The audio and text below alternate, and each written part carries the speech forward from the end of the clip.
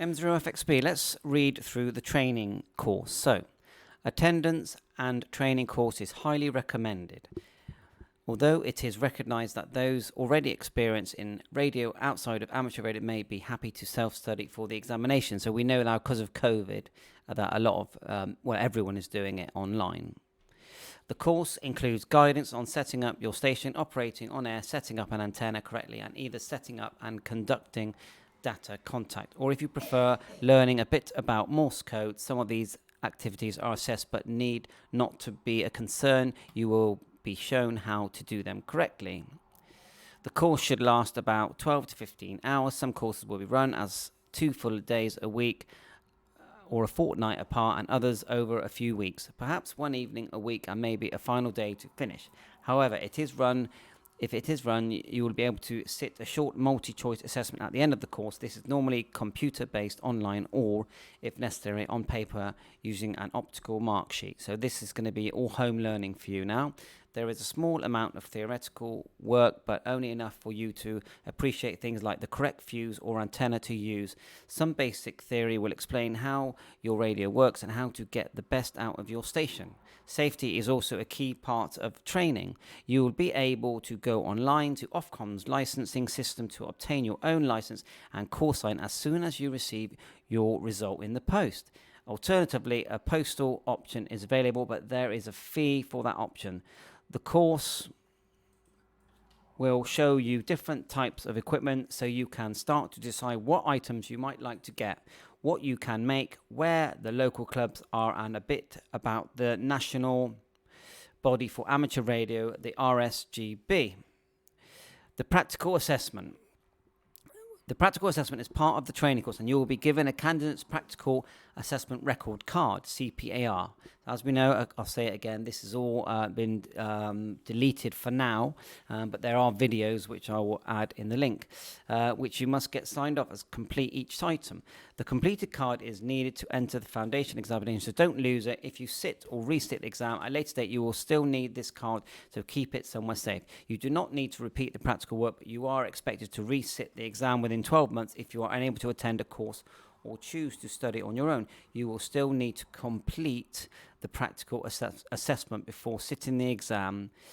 Do not assume the exam includes practical assessment. This is normally done as part of a training course because it involves on-air operating and must be supervised by a full licensee who is a registered assessor able to sign your candidate's practical assessment record card.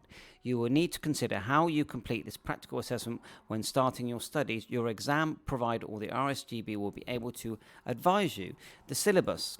You can obtain a current issue of the syllabus from the RSGB website. The aim of the syllabus is to cover those items required to allow amateurs on the air and to operate safely in accordance with the customs and rules of amateur radio.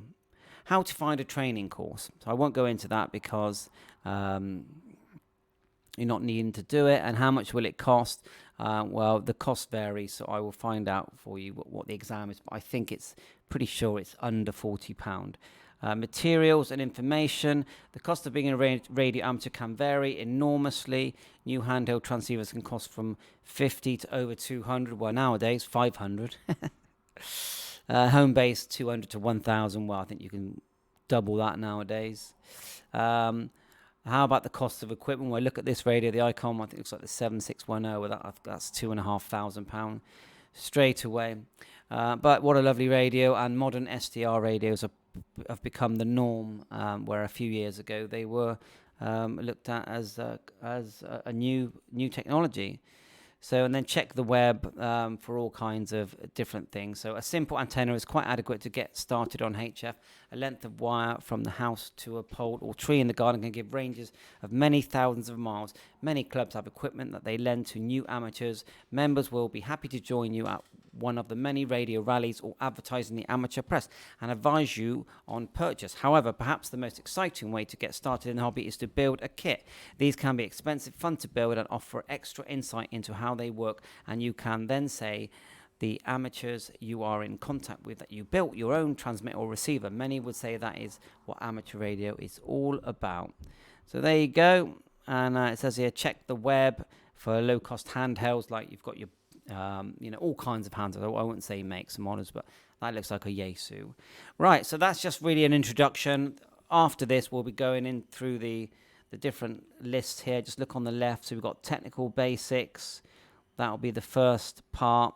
Transmitters, then receivers, feeders, antennas, propagation, license conditions, which is the biggie, operating practices and procedures, electromagnetic compatibility, safety considerations, license schedule, practical assessments, and then finally talking about the exam.